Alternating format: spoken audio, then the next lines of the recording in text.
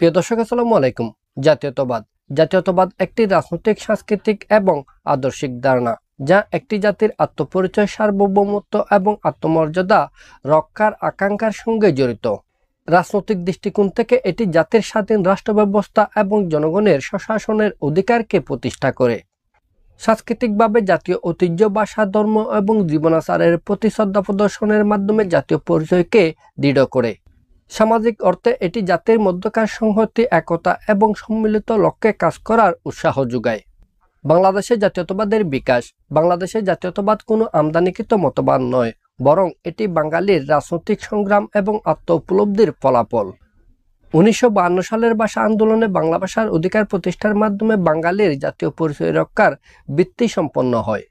আর 1971 সালের মহান মুক্তিযুদ্ধ জাতীয়তাবাদী চেতনার চূড়ান্ত রূপ, যেখানে বাঙালি জাতি তার স্বাধীনতা অর্জনের জন্য জীবন উৎসর্গ করে। বাংলাদেশ জাতীয়তাবাদী দল বিএনপি। 1978 সালে শহীদ প্রেসিডেন্ট জিয়াউর রহমান বাংলাদেশ জাতীয়তাবাদী দল বিএনপি প্রতিষ্ঠা করেন। দলটি বাংলাদেশি জাতীয়তাবাদের ধারণা তুলে ধরে এক ভিন্ন ধারার রাজনৈতিক দর্শন উদ্ভাবন করেন, প্রবর্তন করেন। বিএনপির আদর্শ: 1. বাংলাদেশি জাতীয়তাবাদ। দলটি বাঙালি জাতিসত্তার পরিবর্তে বাংলাদেশ কেন্দ্রিক জাতীয় পরিচয়ের ধারণা তুলে ধরেন। 2.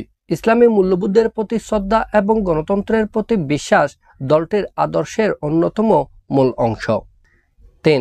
রাষ্ট্রীয় স্বাধীনতা এবং সার্বভৌমত্ব রক্ষা, নৈতিক প্রশাসন প্রতিষ্ঠা এবং বহুদলীয় গণতন্ত্রের চর্চা দলটির আদর্শের অন্যতম অংশ। পরিশেষে বলা যায়, জাতীয়তাবাদ বাংলাদেশের রাজনৈতিক ইতিহাসে কেবলমাত্র একটি আদর্শ নয়, এটি দেশের স্বাধীনতা, সার্বভৌমত্ব রক্ষার অন্যতম একটি ভিত্তি। বিএনপি বাংলাদেশি জাতীয়তাবাদের ভিত্তিতে বাংলাদেশের সকল ধর্মের মানুষকে, সকল বর্ণের মানুষকে, সকল ভাষাভাষীর মানুষকে ঐক্যবদ্ধ করার প্রচেষ্টার মধ্য দিয়ে এদেশের স্বাধীনতা, সার্বভৌমত্ব রক্ষার অন্যতম ভিত্তি স্থাপন করে। আর এর দর্শন নিয়েই বিএনপি পরিচালিত হচ্ছে।